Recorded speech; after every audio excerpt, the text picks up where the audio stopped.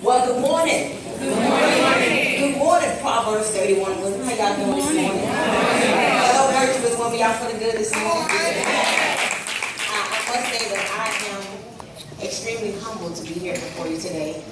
I'm extremely thankful that Pastor Brenda and Pastor Ray invited me here today. Because when you're going through your trials and your tribulations, you don't look at it as a story that can unlock the prison of somebody else's struggle. You don't look at it that way.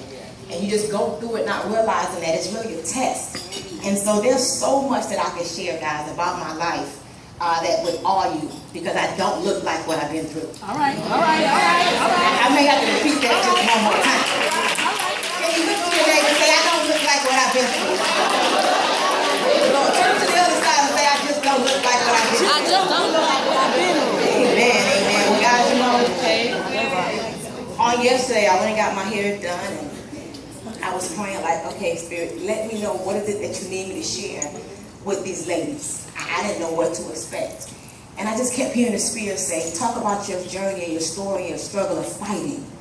And as I looked at the title, I said, keynote speaker. It's so funny. I remember there were times where I didn't have a key to open no door. And I didn't have no money to pay no note. And then I'm now a keynote speaker. And isn't God just amazing? My God is so amazing. So I said, what do I share with these women? What part of my story do I talk about when I was walking around in a depression and nobody knew it? And I kept it to myself, and I would have my Louis bag and my Rolex watch and my big car, but I was walking around in a depression. Do I share that part of my story? Do I share the part of my story, you know, from birth when, you know, when I fought to even get here? Because how many of you guys know that we all have a story? Amen. All of us have a story. So I just believe, guys, as I listened to the Spirit on yesterday, I'm going to share the part of my story that dropped in my spirit. And I believe that somebody, I don't care if it's just one person, I believe somebody's going to be delivered on today. And they're going to believe that they're not a victim, okay, but they are here to be victorious. Can you turn to your neighbor and say, I'm not a victim? I'm here to be victorious. And so, here's the part of my story, guys. You know, I was born in 1980, February 21st, 1980.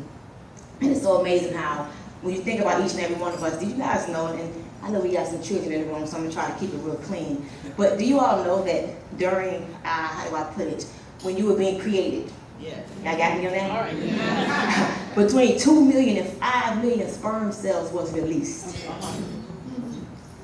I got to start over. When we were being created, between 2 million and 5 million sperm cells were released. And we made it. That's just so amazing. I get goosebumps when I think about it, because it's the reason why we're all here. We all have purpose. And when you begin to realize you have a purpose, just things just begin to change. And so, guys, got here, almost didn't make it. Guys, back in 1980, my mom was on the way to the abortion clinic to have an abortion. And my dad actually stopped her. And so it's not a day that goes by that I don't thank God for being here, okay? And I'm just so honored to be amongst you beautiful women, because her mother passed away August 26th of 2011. She was 62 years young. And I was holding her hand during the death process. I thought that she was just having an anxiety attack, but she was dying. So don't take it for granted if your mom is living. Please don't. They're right here in the room. Give them a kiss. Seriously, guys, don't take for granted if your grandmother's living. I never met my grandmother. I never met my grandfather, so don't take it for granted. And so, guys, as I just think about my story, I've been in foster care, okay? But I made it. I fight. I've been abused, but I still made it. Guys, I fight. I've been abandoned. I've been talked about. You know, I've been ridiculed. You know, I've been through everything that you could possibly think of. Guys, I've been molested. And so when I begin to think about my journey, guys, when I say I fight, you know, life is a constant fight. Every day we're fighting as mothers. We're fighting to be good mothers and better mothers, as wives. I got married, guys, December 29th of 2011. Pray for my husband. He's in Afghanistan as we speak. So make sure you keep him in your prayers. His name is Darren Jones, by the way. And so, guys, when I just think about the process of fighting, and guys, I want, if you're writing, let me just tell you the acronym for me for fight. Because when you think about life, guys, you're fighting every day. We're fighting every day. We're fighting. We fight to get up. Some of y'all don't want to get up and go to work. You know, you fight. You hit snooze on your alarm clock. You go back to sleep for 5 more minutes. You know, then you fight to put on your makeup. What color lipstick? What kind of eyeliner do I wear? You know. But it's funny because, guys, during birth, think about it. You know that women, when we're having children, I have 3 kids, by the way. I have a 6-month-old baby boy as well, just had him, DJ. But when you think about, guys, when you're being born, and you're going through your mother's birth canal, or even if your mother had a cesarean, guys, you know that that's a fight as well? And it's just so amazing, guys. If we can embrace the fight, just turn to your neighbor, please, guys, and say, embrace the fight. Embrace the fight. And let me just tell you what fight means for me. I just want to tell you guys what fight means for me. And hopefully you receive this, and this helps you, throughout life. I wrote a book, guys, it's called The Quiet Storm. There's nothing really quiet about me, but The Quiet Storm is called My Life, My Process, My Victory. Because we all going through a process. And so, fight means forever identifying greatness, happiness, and passing the test. Fight means forever, because it's not going to ever stop. It's amazing because we look at Pastor Brenda, we don't think she fights. Man, trust me, she fights every day. Trust me, she fights. We look at, even if Pastor Ray, we think that everybody's got it going, all the guys, all of us are fighting. So forever identifying greatness, happiness, and passing a test. And so I'm just going to share with you guys, back in 2008, I was living here actually out of Miami, Florida. It took me about an hour and 20 minutes to get here today. So I'm living in Miami, Florida. I'm struggling. I'm broke, guys. I didn't graduate from high school. Okay, I have a 9th grade education. I did go back and get my GED. But even a doctor, guys, there's an honorarium. God gave me a doctorate of life, a doctorate of faith, a doctorate of fight, like we talked about. And so anyway, I moved moved from here back in 2008 to Atlanta, Georgia, because I was just tired. You ever just feel tired? And you know that life is getting better than this, but you also realize that you got to do something different. I'm talking to my girlfriend on yesterday, guys, and I hope that you receive this. I'm going to kind of summarize it for you. But she's in a place where she recognizes that she has to do something different. And I was thinking about fighting. And I always say that faith is power. Anybody believe that faith is power? I always say that faith is power. And so I'm driving in the car, and I'm just thinking, and I'm always reflecting over my life. And I said, you know what? Why is it that we think that everything is a fight in a negative way? But whatever God created, it doesn't fight to grow. A plant doesn't fight to grow. It just grows. A rose doesn't fight to grow. It just grows. But you know what happens? It always starts off as a seed. Y'all know that, right? Amen. But here's the thing, guys. If the seed is not in the right place, it won't grow. And so I told my friend, I said, if you took a seed, I'm sorry, I hope this is enough. If this was a blueberry. If I took this blueberry seed and put it right there on the table, tell me if that's going to grow. No. It's not going to grow. If I took this blueberry seed, please, and I'm just trying to show you guys how I think about life. That's why I know that we all have to mature and stop thinking that we're victims. When we start understanding life is a fight and we control our destiny and we are greater than where we are, oh man, we're just so amazing as people, women. You can't keep a good mother down, right? And so this is a blueberry, right? And you threw this blueberry on the floor, is that blueberry going to grow? No. But if you took that blueberry seed and you put it in the soil where it's supposed to be, is it going to grow? Yes. And so I started to recognize the law of place.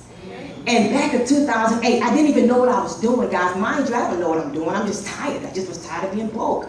And so I'm looking around, and all of my friends are struggling. Everybody's struggling. I'm like, I deserve better than this. Faith, forever identifying greatness, happiness, and passing the test, right? And so if I believe that I'm greater, if I believe I was created for greatness, why would I stay in the same situation? Amen. Because that seed is not going to grow if it's on this carpet right here. And so guys, I took my change jar. Does anybody have a jar full of change that they keep in the corner of their room? Ooh, how many people have paid some light bills with that jar? You go to the bank, you cash that jar in, and like, what you do? All you got to just give me some kids. And guys, I looked around and I said, life has to be better than this. And I began to pray. I'm like, God, what is it that you have me to do? And the Spirit just said, move to Atlanta. I had a jar full of change in the corner of my room with $135 worth of change. Now, I have a 9th grade education. I'm not the sharpest knife in the drawer. I'm not. But what I have, guys, I have the sharpest faith. That's what I have. And so I got in my car, packed up my car, and moved to Atlanta, Georgia. Didn't know what, why, when, nothing. Never been there before. Guys, don't even know. Didn't have a clue. Got there, ended up staying with a friend. I met a friend there and ended up staying with a friend. And next thing you know, I'm taking odds and ends jobs. And next thing you know, I ended up getting a house. And slowly but surely, I started kind of getting on my feet. Okay, can y'all say kind? And And then I got into some real estate. I stumbled into some real estate and started doing that. And within a matter of a couple of months, guys, I started making about $20,000 a month. I'm talking about faith. Now faith is the substance of things hoped for, the evidence of things not seen. Now, y'all say now. Y'all know we want some things like right now, right? Amen. So anyhow, I'm making this money, and you know, it's something about making money. Why is it that we don't think it's ever going to go away when we're making it? Okay.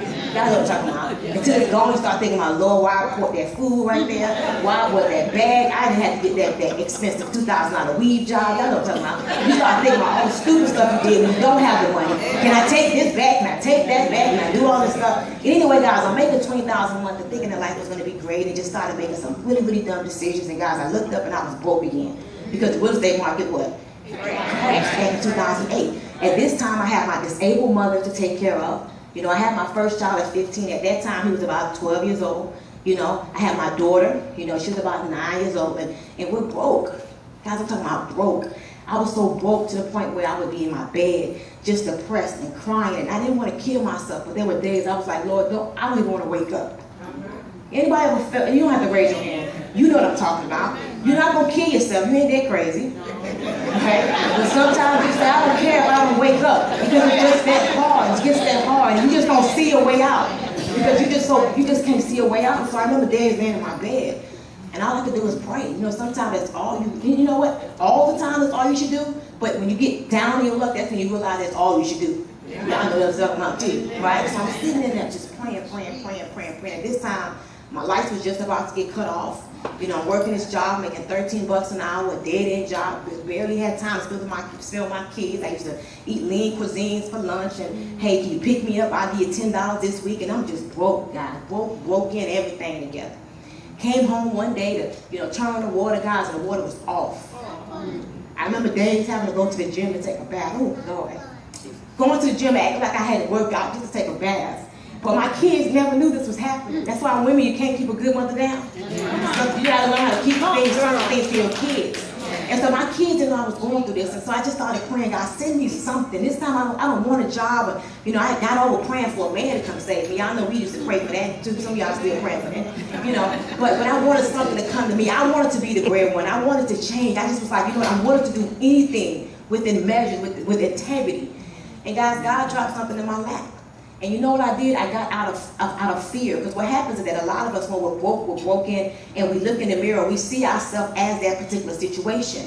We don't know how to see beyond that. That's why I say it's a constant fight. And the fight is really in you. It is. The fight is really within you. And so, guys, I began to see myself differently. I began to read certain books, and I would read the book of Proverbs every single day. I would read a new Proverbs every day. I started to visualize my life when it was different. I didn't continue living in my circumstances, right? I started to see the end in the beginning. Can y'all say that? See the end in the beginning.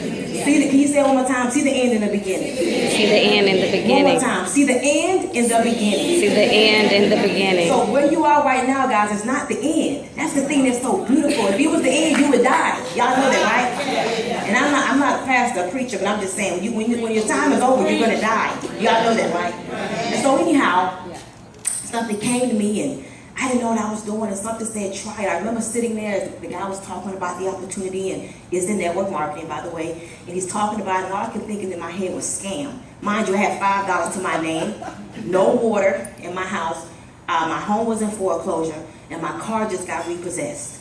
Y'all hear me? 3 things. I'm sitting there with my 2 broke girlfriends, so it's 3 broke people trying to have a wealthy conversation. You know that's really difficult, right? 3 broke people trying to have a wealthy conversation. I'm having this conversation, and we're sitting really, really tight, just tight. All of us are real tight like this, and he's talking about an opportunity. Now, I had forgot that I prayed for an opportunity. That's another part that we have. We pray for things, and when we get it, we push it away. And so I'm sitting there, my negative girlfriends was pinching me and nudging me and pinching me and nudging me, and I'm thinking to myself, well, this may be a scam. All the you know how it is, guys. You just, the negative gnawing just keeps, it's like you have the voice in your head. Anybody ever heard a voice like talking to them, and you sometimes you gotta tell the voice to shut up? I mean, like loud, you like, shut up. Okay, all right. And guys, something said, do it. Something said, step out on faith. Mind you, it's the same girl who moved to Georgia with $135 with a change to my name, nowhere to live, no nothing. And guys, I did it. Something says to step out on faith. You just, nothing beats a failure but a try. That's right. And guys, I did it. My 2 girlfriends said I was stupid. You know, I became a part of the NFL. No friends left. They left me. They talked about me, called me crazy. But I want to show you how God is just so amazing, guys. Did it, step out on faith, and I began to believe. That's it. Just, I went from even believing God to really knowing. You know, I believe in certain stages. It's faith, it's knowing, okay? It's faith, and then it's believing. Or it's believing, knowing, and faith. It's like you just excel in different levels. I began to know that I was just created for greatness. I just knew it. That's why I say fight. It's a forever identifying greatness, happiness, and passing a test. It doesn't stop. And so, guys, I began to step out on faith, and I looked up, and my first month, I made $8,000. I'm like, okay. All right, that's better than what I had last. You know, I barely had $8. Next month I made $9,000. Next month I made $13,000. At this point, guys, mind you, I got my mom. She was still living at the time, and she would cry and tell me I'm crazy. Everybody called me stupid. Mind you, I was a stupid girl. All right. Until I made a $27,000 check the next month. And then when I made an $86,000 check, and when it paid a car for $47,000 off cash, it began to pay the bills, and everything got back into its rightful place where it should have been in the beginning. I was no longer a stupid, crazy girl. And 1 year later, guys, by the grace of God, by the mercy of God, I was a millionaire. And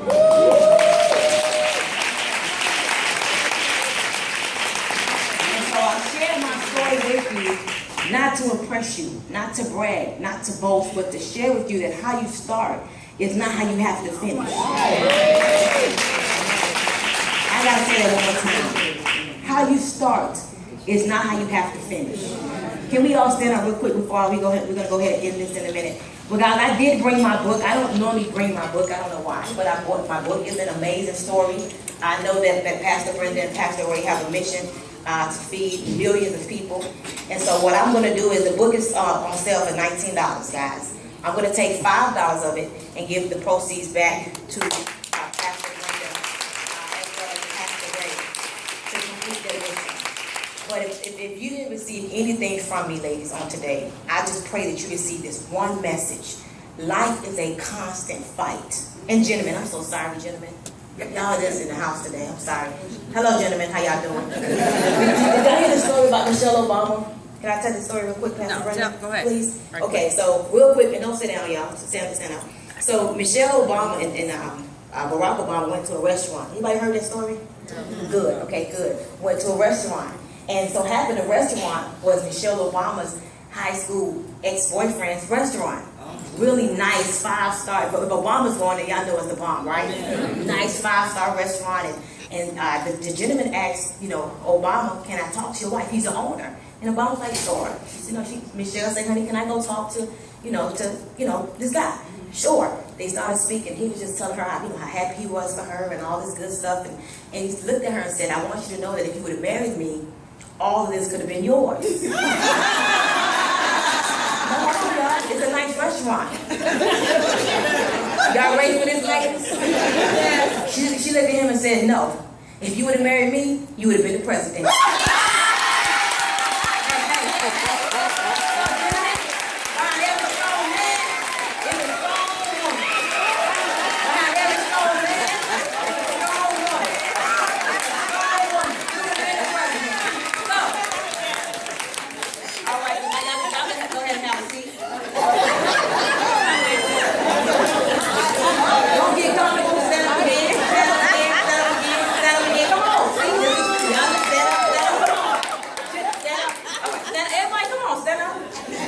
Sit down.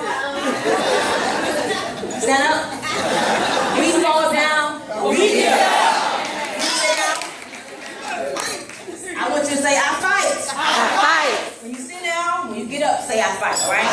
And by the time you get to the third try, people in the hotel lobby way over there should be like, what is those crazy folks over there? Guys, you got to begin to speak things into existence. Every day I speak, I will hear the voice of the Holy Spirit within.